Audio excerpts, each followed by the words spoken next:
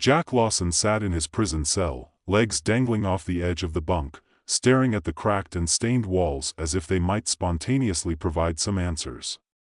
His fingers drummed absently on his knee, the sound of his nails tapping echoing in the otherwise silent space. The low hum of distant conversations and the occasional clank of a metal door opening or closing outside were the only signs of life beyond the cell. "I don't belong here," he muttered to himself for the 100th time. Jack was a man out of place, out of time, even. He'd been a journalist, an investigative reporter before the whole world fell apart. A few months ago, he'd been in a nice apartment in Brooklyn, writing about corporate fraud, shady deals, and dirty politicians. Then, someone decided they didn't like him digging too deep. So, they framed him. A few forged documents, a witness who mysteriously disappeared, and bam, Jack Lawson was now a convict for a crime he didn't commit. The justice system was supposed to work, right? Wrong. Jack Lawson was living proof that the world didn't care about what was true, it only cared about what was convenient. And right now, the truth was more inconvenient than ever, but right now, Jack had more pressing concerns than proving his innocence. Right now, he had to figure out how to get out of this hellhole. He had no idea how long he'd been sitting like this, but the monotony of prison life had started to gnaw at him. His cell, small and windowless, smelled faintly of mildew and despair. He tried to tell himself it wasn't so bad. After all, people had been in much worse situations, right? But even that thought felt weak, like he was trying to convince himself he wasn't drowning by pointing out that some people couldn't swim at all. Then came the sound of footsteps. A loud, deliberate pace. Not a guard, more like someone with the confidence of someone who didn't belong here, yet knew how to get away with it. The sound stopped just outside his cell. Jack barely moved. But he heard the voice. "You're Jack Lawson, right?" The man's voice was thick with a southern drawl. Jack's head snapped up. He saw a figure in the doorway. It was a guy about his age, maybe a little older. Tall, muscled, with a face that looked like it had been carved out of granite, all sharp angles and brooding eyes. His prison jumpsuit was a few sizes too big, the sleeves rolled up to reveal tattoos that told more stories than Jack cared to hear. "Yeah, that's me," Jack replied, not hiding the skepticism in his voice. "Can I help you with something?" The man leaned in, his voice dropping lower as if sharing some dangerous secret. "I can get you out of here." Jack blinked. "You what?" The man stepped closer, and Jack could see the mischief in his eyes, as though he were about to perform a magic trick. "You want to escape, don't you? I can make that happen." For a second, Jack didn't know whether to laugh or shout. Escape? Was this guy for real? He was in prison, and some random dude, some random big guy, was offering him a way out? It sounded ridiculous. But Jack's curiosity, the same thing that had made him a good journalist, kicked in. He was interested. Just enough to entertain the idea. "How?" Jack asked. "I mean, seriously, how do you plan to pull that off?" The man grinned. "You don't need to know how. You just need to trust me."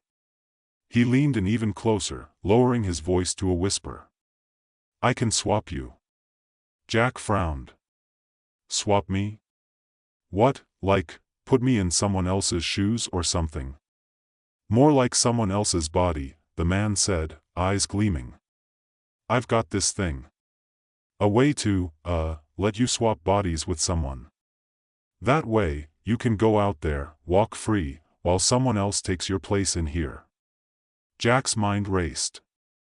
Wait, what? Are you telling me you can swap bodies? Like, with magic or something?" "Not magic," the man said. "It's tech. I'm not some wizard. But yeah, it's real." He leaned back and gave Jack a knowing smile. "I've done it a few times. You'd be surprised how many people want to escape from their own lives. I just help them out." Jack stared at the man, trying to make sense of the words. This was insane. It was too insane. But was it any crazier than being framed for a crime he didn't commit? Was it any crazier than waking up every day in a place where the only thing worse than being locked up was the fact that you didn't know why you were locked up? Jack opened his mouth to protest, but the man cut him off. Look, if you don't want to do it, fine.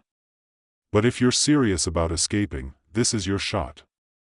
I'm Wade, by the way.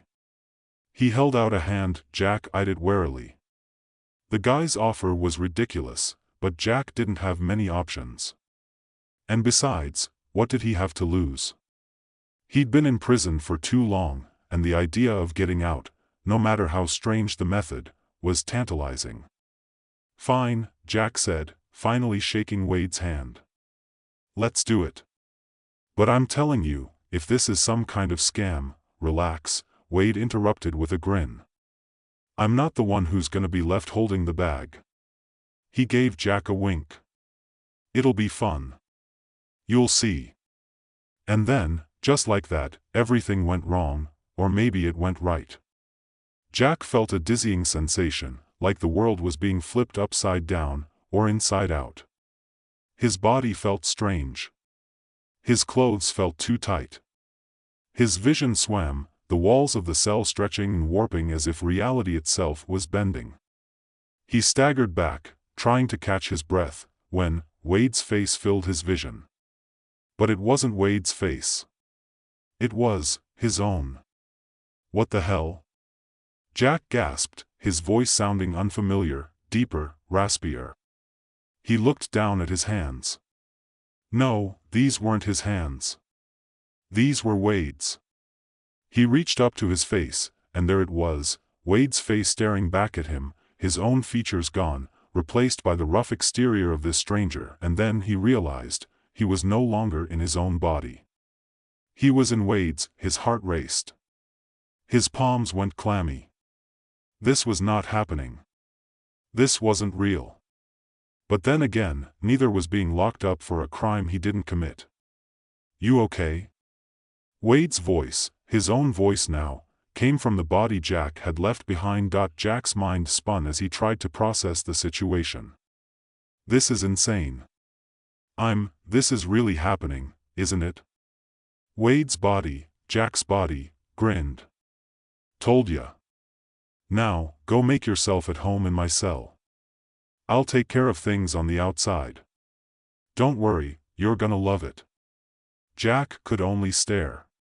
He had no idea what he'd gotten himself into. But it was too late to back out now. Jack stumbled to his feet, his head spinning. The body swap had taken place so fast, so violently, that he had no time to adjust to the sudden change. He was now in Wade's body, his mind still trapped in a reality where everything felt foreign.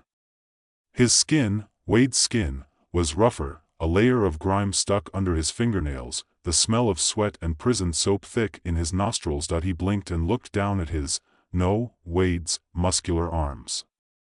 The tattoo that coiled around his bicep, some strange symbol he didn't recognize, felt like it belonged to someone else entirely. He flexed his fingers, feeling the unfamiliar muscles stretch.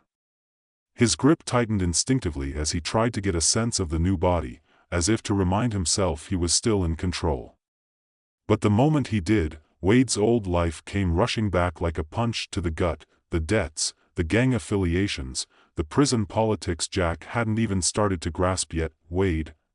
Jack's old body, grinned at him, but there was something unsettling in that grin. It wasn't his smile. Not at all. It was too easy, too knowing. Don't just stand there, man, Wade's voice called from Jack's body. You got a whole new set of rules to figure out. Jack didn't answer right away. He didn't even know what to say. He rubbed his forehead, feeling a headache building, and stumbled back toward the bed. The mattress squeaked under his weight as he sat down, trying to focus. The walls of the cell, which had seemed so familiar just moments ago, now felt like the prison of someone else's life. Jack Lawson, the investigative journalist, had been replaced by a man who had no idea how to survive in this world. And then it hit him, this is no longer about finding the truth. This is about staying alive. He looked up at Wade, who was still lounging in Jack's body, his feet propped up on the bunk. So what now? Jack asked, his voice sounding strange to his own ears. There was a trace of fear there, but he pushed it down. Fear would only slow him down. Wade grinned again, clearly enjoying the confusion he'd caused. Now, you get to do the hard part. Figure out how to walk in my shoes, my friend. And try not to get yourself killed in the process. I'm gonna be busy out there. Jack narrowed his eyes. What exactly are you doing out there? Wade's smile widened as he tossed Jack's body a wink. Oh, you'll see soon enough. Just make sure you don't screw it up in here. Got it? Jack nodded, though he wasn't sure if he'd heard anything that made sense. Wade, his body, had already walked out the door, leaving Jack alone in a body that didn't belong to him. A body that was connected to a criminal past he wasn't sure how to handle. He glanced toward the window of his cell, which was just a tiny slit in the concrete wall, barely big enough to see through. There was no sunlight coming through it, just the faint glow of the fluorescent lights humming overhead.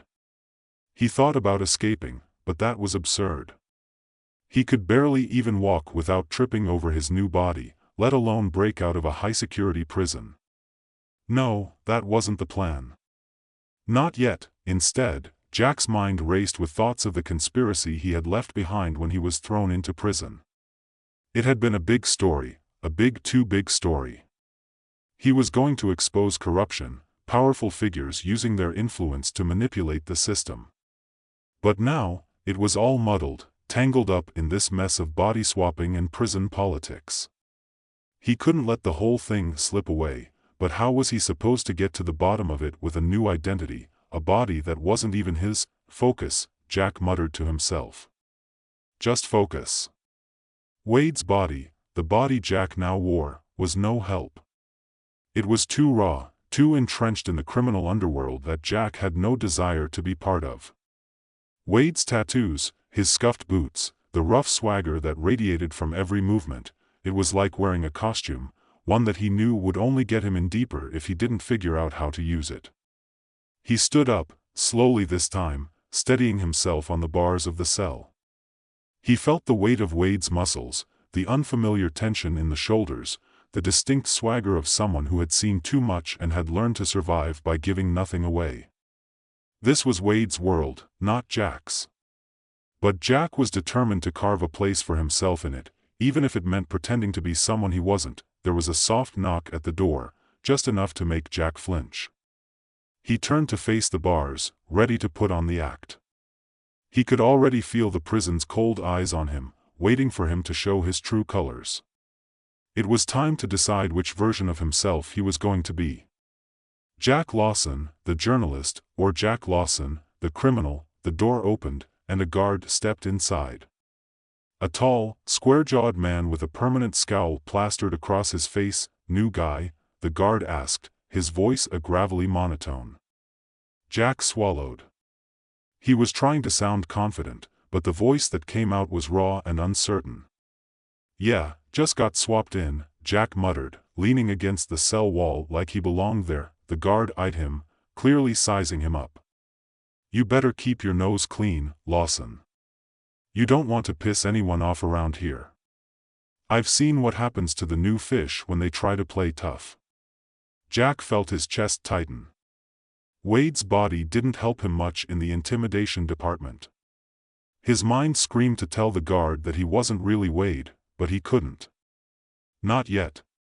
Instead, he did the only thing that felt right. He leaned back a little and kept his mouth shut. Sometimes silence was the most powerful weapon. After a long, uncomfortable pause, the guard snorted and shook his head. You'll figure it out. He slammed the door shut, leaving Jack to stand in the silence once more.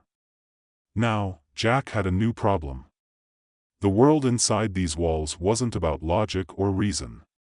It was about survival, who you knew, who you could control, and how much dirt you could dig up. And right now, Jack didn't know the first thing about how to survive in Wade's world, but he was going to learn. He had to. There was a conspiracy to uncover. He had no idea how deep it ran, but he knew one thing for sure: there was no way he was staying in prison long enough to find out. Not as Wade. The clock on the wall ticked louder than before. Tick, tick, tick. Jack gritted his teeth. He had no choice but to play along. For now, the next few hours were spent stumbling through Wade's world, figuring out how to walk, how to talk, how to be someone else. Wade had left behind a trail of bad decisions, shady acquaintances, and the kind of social networks Jack wasn't used to. Gang members, corrupt guards, other inmates, all of them were pieces of a game Jack hadn't signed up for but had no choice but to play. That night, in the quiet of the cell, Jack sat cross-legged on the floor, trying to gather his thoughts. He needed to figure out what had really happened to him, how and why he was framed, who had the power to swap bodies like this, and what they had to gain from it. But more importantly, he needed to find out what Wade had to do with it all. Wade wasn't just some random inmate, he was part of the system Jack had been trying to expose before everything went south. As Jack drifted into a fitful sleep, the hum of the prison's overhead lights droning on like a lullaby for the damned, he realized something important. This body wasn't his, but he was going to make it his. And he was going to break out of this prison, body and soul. The next morning, Jack awoke with a start, his heart hammering in his chest as he struggled to make sense of the new body he was in. His hands were stiff, his mind clouded with the remnants of a fitful sleep. He groaned and sat up on the edge of the bunk, adjusting to the strange weight of Wade's body, his muscles feeling foreign, his joints creaking in protest. Every inch of his skin felt like it belonged to someone else, a constant reminder of how deep he'd been pulled into this nightmare. For a few moments, he just sat there, staring at the floor. The thoughts rattling around in his head felt jumbled, like he was trying to piece together a puzzle that had no solution. He couldn't stop thinking about the guard's warning last night, about how the other inmates would be watching him. The prison wasn't a place for mistakes. If he screwed up, it wouldn't just cost him his freedom, it might cost him his life. He could hear the distant sounds of inmates talking, guards barking orders, the constant hum of the prison like a living organism that never stopped moving. Jack hated it. He hated the helplessness that gnawed at his gut. There was only one way out of this place, and it wasn't going to be by running. Jack needed to learn how to navigate Wade's world, how to be Wade, even if it meant playing the part until he had the power to escape. Wade's body, a body that was now his, felt like a shell. It had its advantages, sure. There was muscle, strength, the swagger of someone who had survived the worst life could throw at him. But there was also something darker, something that Jack didn't want to touch, but couldn't avoid. Wade had his hands dirty in ways Jack couldn't even begin to understand. After a long moment, Jack stood up, forcing himself to move. He was going to make the best of this. Just play along. For now. That was his only choice. He couldn't afford to make enemies just yet. He had to stay under the radar and figure out who to trust, and who to avoid. This place was full of secrets, and if he was going to get to the truth of his wrongful imprisonment, he needed to be smart. He had to play the game. The day unfolded with the slow, suffocating rhythm of prison life. Inmates went about their business, talking in hushed tones, forming cliques, trading favors. The guards watched from a distance, their eyes constantly scanning for trouble. Jack moved through the motions like a ghost, just another face in the crowd, but inside, his mind was racing. By mid-afternoon, Jack found himself in the prison yard. The harsh sun beat down on him, but it was nothing compared to the heat in his chest, the anger bubbling up that he had no way of expressing. He watched the other inmates interact, sizing up their alliances, their power plays. Every glance felt like a test, every word, a potential weapon. And the more he watched, the more he realized that everyone in this place had something to hide. A loud voice broke through his thoughts. "Hey! New guy!" Jack turned toward the sound, his muscles tensing. A group of inmates had gathered near the basketball court. They were loud, rough, and looked like they could rip a man in half without breaking a sweat.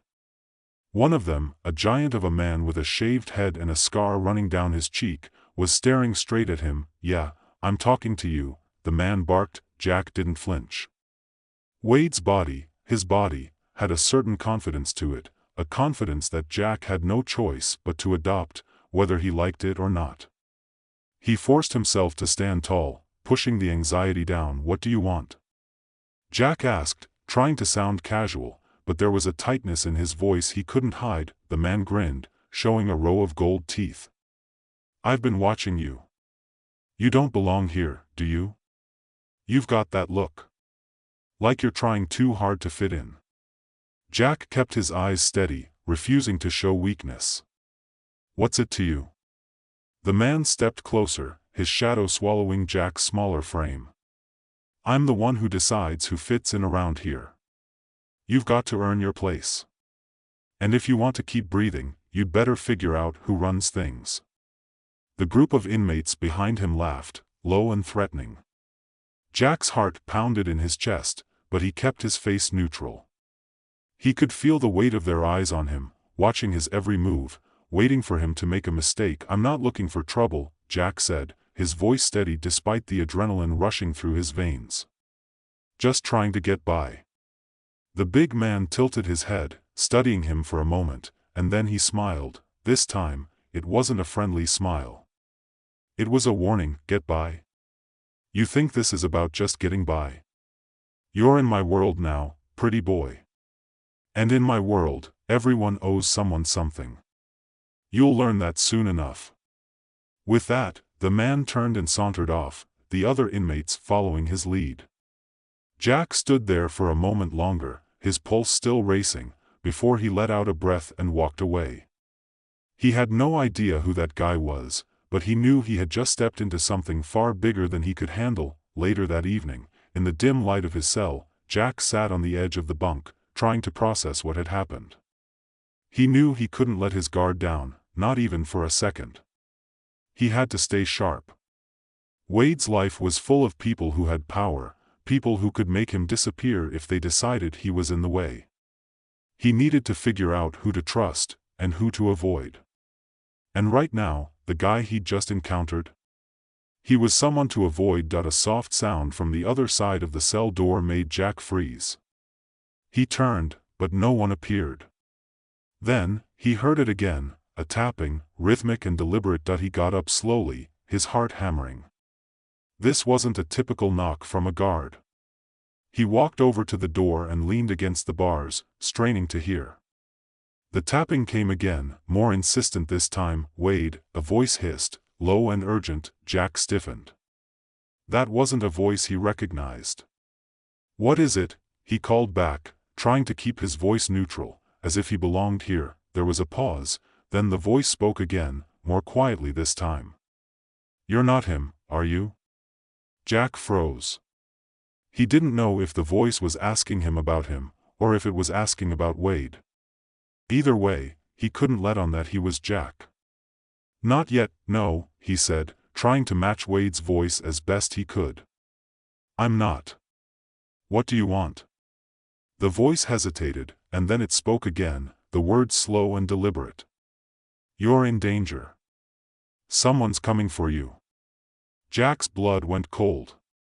His mind raced. Who could possibly know he wasn't Wade? How could they have figured it out so quickly? "I don't know who you are," Jack said, his voice low and tense. "But I'm not staying here. Not for long." The voice seemed to consider this for a moment. Then, in a voice barely above a whisper, it replied, "I'm the one who can get you out. But you need to be careful. They're watching you. They're watching both of you."